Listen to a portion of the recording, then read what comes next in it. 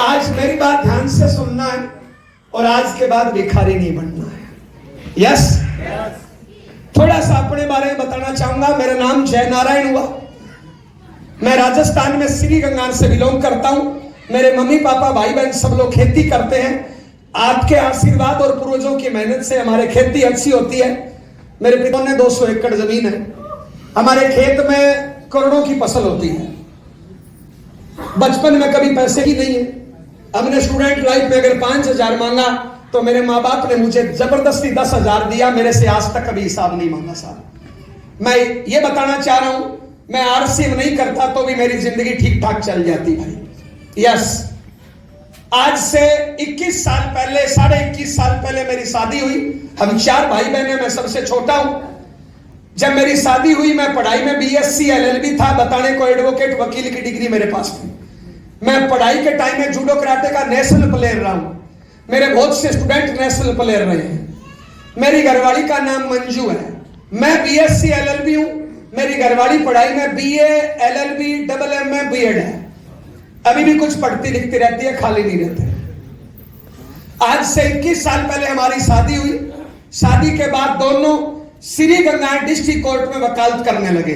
नौकरी के लिए हमने एग्जाम दिया नहीं, जरूरत नहीं लगी, और एग्जाम दे देता तो मेरा नंबर आने वाला नहीं था। मैं पढ़ाई में बीच में बैठने वाला स्टूडेंट था, होशियार नहीं था। मेरी हैंडराइटिंग ऐसी है, 15 मिनट बाद मेरे को नहीं पता चलता मैंने क्या लिखा। तो मैं पढ़ाई में कोई ज्यादा होशियार नहीं था, थोड़ा शरारती था। जूडो कराटे का नेशनल प्लेयर था, हालांकि साइंस का स्टूडेंट रहा हूं। 21 साल पहले मैं और मेरी वाइफ दोनों लोग श्री गंगार वकालत करते थे।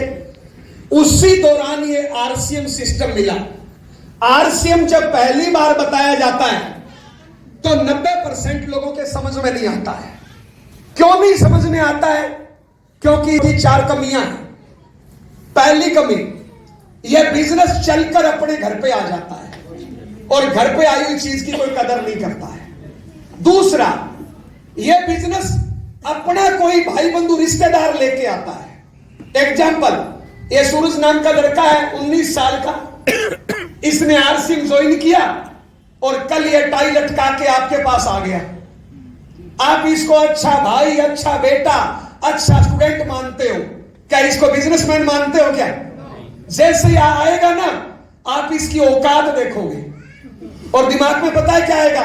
यार ये 12वीं में पढ़ने वाला लड़का मेरे को क्या बताएगा, मैं 40 साल का अधिकारी। यानी इसकी औकात देख रहे हो। ये बिजनेस लेके मुकेश अंबानी अपने घर पे आ जाए, समझ में आ जाएगा नहीं आ जाएगा? क्यों? उसकी औकात बड़ी है। तीसरी कमी, इस बिजनेस को ज्वाइन करने में पैसा लगता है 0। लोगों के समझ में नहीं आता है। लोग बिजनेस किसको मानते हैं? जिसमें जीवन भर की पूंजी फंसा दो। ढाबा खोल दो, स्कूल खोल दो, कॉलेज खोल दो, पेट्रोल पंप खोल दो, कोई फैक्ट्री लगा दो, जीवन भर की पूंजी फंसा दो। इनकम आए नहीं आए, धूप बत्ती करके 12 घंटे बैठो, चाहे घाटे में ही चले। लोग उसको मानते हैं बिजनेस। आरसी में पैसा कितना लगता है, इसलिए लोग इसको बिजनेस नहीं मानते। जुड़ने के बाद भी सीरियस नहीं होते। क्यों? क्योंकि फंसा कुछ नहीं है ना। ब्याज तो लग ही नहीं रहा, दुकान का किराया तो लग ही नहीं रहा। चौथी कमी, इस बिजनेस में शुरुआत में इनकम आती है 0। नवल भाई पहले महीने कितनी इनकम आई थी? 500। 500 की तो आम आदमी पुड़िया खा जाता है भैया। यस या नो? मेरी 3 महीने तक इनकम 0 आई थी। शुरुआत में ऐसा ही होता है सबके साथ। तो मैंने इस सिस्टम में शामिल तो हो गया। पता है शामिल क्यों हो गया? क्योंकि मैं इन 4 कमियों पे नहीं पड़ी। मैंने इस सिस्टम का प्लान देखा, इस सिस्टम का विजन देखा, इस सिस्टम का भविष्य देखा और इस सिस्टम में शामिल हुआ। लोगों को बताते हैं ना तो लोग ये 4 कमियां ढूंढते हैं। कई लोग और आगे पहुंच जाते हैं। कईयों को बताते हैं ना तो कई लोग ऐसे उठा के ऐसे देखते हैं, ये क्यों लिखा? क्योंकि उनके घर पे चला के गए हो ना। हेलो, लोग ऐसे देखते हैं। मैंने ऐसे नहीं देखा था। पता है क्यों? क्योंकि उस टाइम ये होता ही नहीं था। सिर्फ प्लान ही होता था और कुछ था ही नहीं आरसीएम में। सिर्फ विजन होता था कि आने वाले टाइम में आरसीएम क्या देगा। 20 साल पहले हमने भी कि आने वाले टाइम में जमुई में लोग मेरे को 150 रुपए टिकट देके सुनेंगे। 20 साल पहले ये चीज देखा था। हेलो, आरसीएम उन्हीं को समझ में आएगा। 10-20 साल का पहले का आज देख लेंगे, 5-20 साल बाद का आज देख लेंगे, जो आरसीएम का ढंग से सिस्टम देखेंगे, जो आरसीएम का प्लान देखेंगे, जो आरसीएम का विजन देखेंगे, उनको ही समझ में आएगा। हमें आरसीएम का प्लान देखा, शामिल हो गए, 3 महीने तक इनकम 0 और घर का माहौल टाइट हो गया। माँ बाप भाई बहन समझाते थे कौन सा धंधा कर लिया, नौकरी कर लो, दुकान कर लो, खेती कर लो, फैक्ट्री लगा लो, वकालत कर लो, कुछ नहीं तो घर में पड़े रहो, ये गांव का मेंबर बनाते घूम रहे हो, कंपनियां आती है भाग जाती है, बदनामी हो जाएगी। हम ऐसे समझाते थे। घर का माहौल और टाइट हो गया तो मैंने अपलाइन को पूछा, मैंने कहा घर पे तो रोटियां नहीं मिल रही है, क्या करें? तो अपलाइन ने कहा एक मीटिंग है, उसमें घरवाली को लाओ। मैं घरवाली को उठा के मीटिंग में ले गया। उस मीटिंग से फायदा यह हुआ कि मेरे को टाइम पे रोटियां मिलने लग गई। जितने भी लोग आज फैमिली सहित आए हैं, हमारी गारंटी है आज से रोटियां आपको टाइम पे मिलेगी भैया। यस, धीरे धीरे और आगे बढ़े। चौथे महीने इनकम आई 885 रुपए। 885 का चेक आया, हम बड़े खुश थे। उस टाइम डाकिया चेक लेके आता था। जैसे डाक खोली, हम डांस कर रहे थे।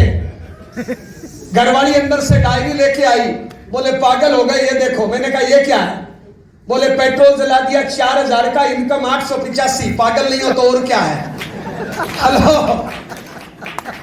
तो समझाया बुझाया, धीरे धीरे आगे बढ़ा। घर का माहौल थोड़ा टाइट रहा, मेहनत करी, आप लोगों का आशीर्वाद रहा, इन बहनों का आशीर्वाद रहा, धीरे धीरे चला।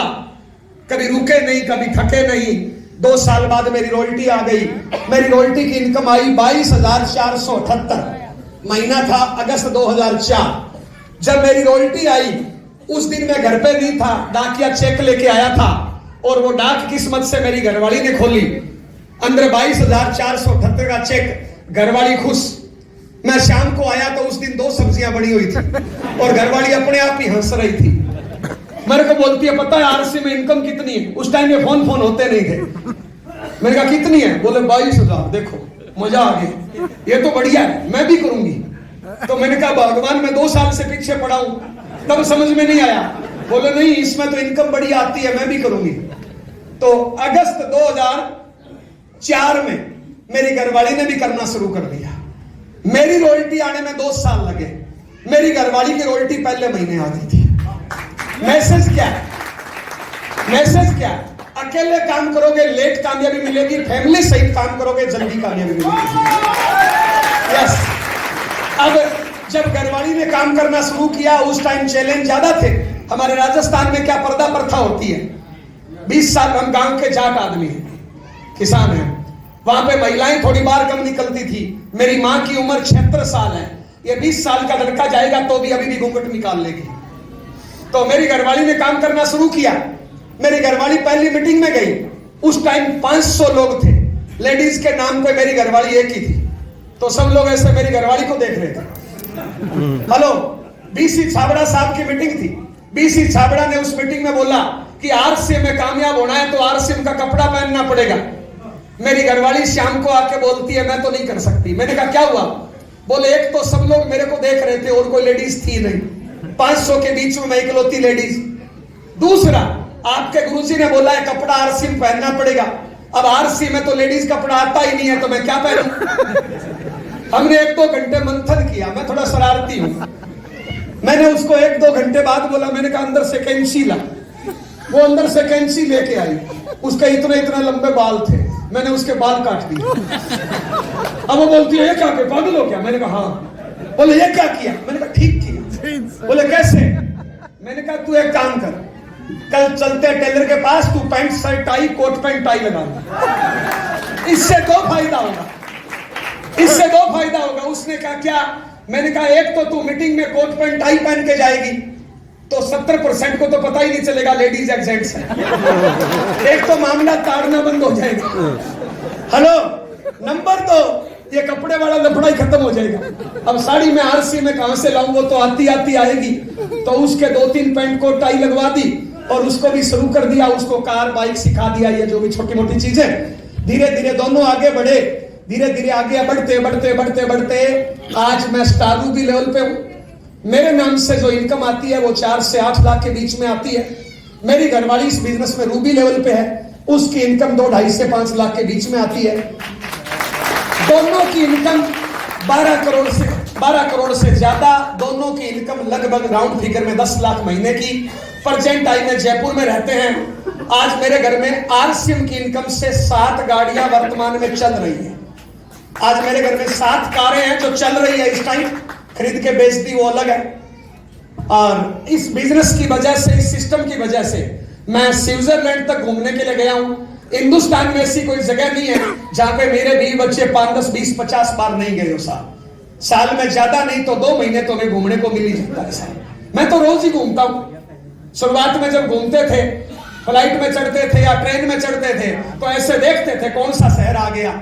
अभी देखते नहीं है, चढ़ते ही नींद आ जाती है, कभी बहुत देख लिया। यस, तो ये सारी चीजें खूब मिली है। आपने जो फूल फाल बरसाए, जो गुलदस्ता दिया, बहुत बहुत धन्यवाद। मेरे को ऐसा रोज ही मिलता है साहब। हेलो, ज्यादा नहीं तो मेरे वेलकम पे 200-400 रुपए खर्च कर दिया ना, 200 रुपए भी पकड़ लो। आज यहां है, कल कहीं और है। 200 रुपए रोज मेरे वेलकम पे खर्च होता है, तो महीने का कितना हो गया? 6,000। महीने का 6,000 तो साल में कितना हो गया? साल में 72,000। तो पिछले 20 सालों में कितना हो गया? लगभग 15 लाख की तो मैं मालाएं पहन गया। 15 लाख की मैं मालाएं पहन गया सर। आम आदमी को जिंदगी में एक माला मिलती है जिसको बोलते हैं वरमाला, और चुटकुले आते हैं, उसके बाद कभी हंसता नहीं है, लास्ट बार ही हंसता है। मैं 15 लाख की पहन गया, फिर भी हंस रहा हूं। जब ये मेडल पहनाए जाते हैं, ट्रॉफी दी जाती है तो खुशी मिलती है ना। मुझे अब तक शायद 200-300 से ज्यादा ट्रॉफियां मिल गई साहब। हेलो, आज के तारीख में जाते हैं ना तो कहीं कोई सम्मान चिन्ह दे देता है, कहीं कोई पगड़ी दे देता है। आज के तारीख में तो लाता ही नहीं हूं, मैं वही छोड़ आता हूं कि तुम तुम्हारे कमरे में लगा लो भाई। हेलो, शुरुआत में जब माला